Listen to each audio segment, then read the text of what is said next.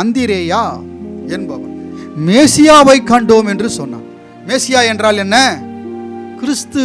சீஷர்கள் இயேசுவை இயேசுவாக பார்க்கவில்லை, இயேசுவுக்குள்ளிருந்த கிறிஸ்துவை அவர்கள் பார்த்தார்கள். கிறிஸ்து என்றால் என்ன? அபிஷேகம் பண்ணப்பட்டவர். பிதாவாகிய தேவனால் இந்த மனுக்குலத்துக்கு ராஜாவாக இருக்கும்படியாக அபிஷேகம் பண்ணப்பட்டவர். இந்த மனுக்குலத்துக்கு உதவி செய்யும்படியாக அபிஷேகம் பண்ணப்பட்டவர். இந்த மனுக்குலத்தை தூக்கி எடுக்கும்படியாக அபிஷேகம் பண்ணப்பட்டவர்.